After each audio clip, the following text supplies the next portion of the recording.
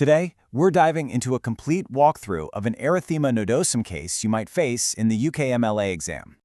Welcome to this clinical walkthrough on the Erythema nodosum case for UKMLA, brought to you by Medi8, your 24/7 practice partner.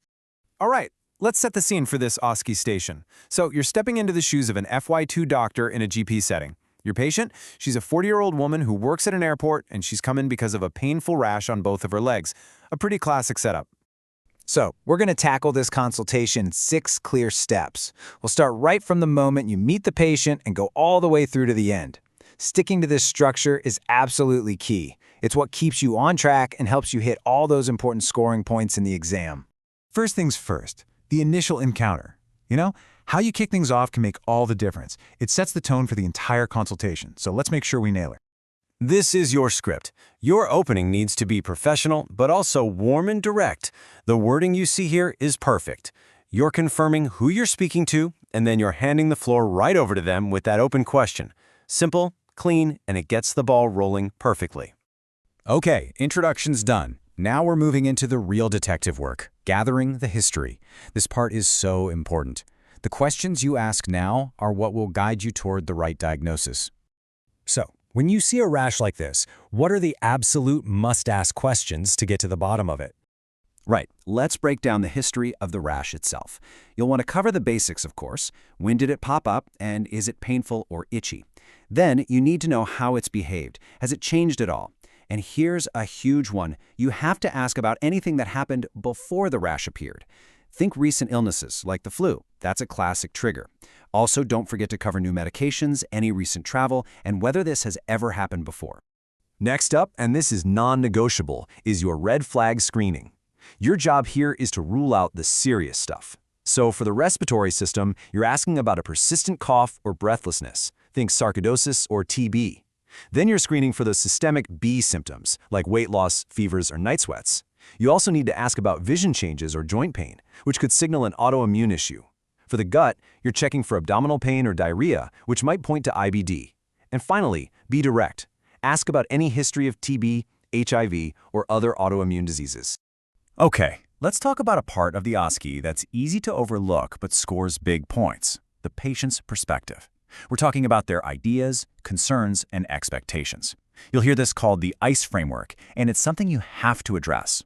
So for this specific patient, she has her own thoughts. Her idea is that it's connected to a recent flu. Her concern, she's worried it's something serious, like a bad infection, and her expectation is straightforward. She wants to know what it is and what she should do about work. Your job is to pull these out of her and then make sure your plan speaks to every single one of them. And don't forget to ask how this is actually affecting her day-to-day. This isn't just a rash, it's impacting her life. She'll tell you that it's painful to walk and stand, which is tough with her job, and she's also feeling worn out. Asking about this stuff shows you see her as a person, not just a diagnosis, and it helps you create a management plan that actually works for her. And remember, theory is one thing, but practice is another. You can practice this exact case right now and get objective feedback on mymediate.com. All right, time to move on. Let's talk about the physical exam, what you're looking for, and just as important, how you're going to explain it to the patient. So, as you're examining her legs, you need to talk her through what you see. Think out loud, but for the patient. This phrasing here is exactly what you want to use. You're highlighting the positive finding, those red, tender nodules, and then you're also stating the important negatives. Saying there's no open wound or ulceration is super reassuring for the patient. Okay, now for the big moment, explaining the diagnosis. You have to ditch the medical jargon.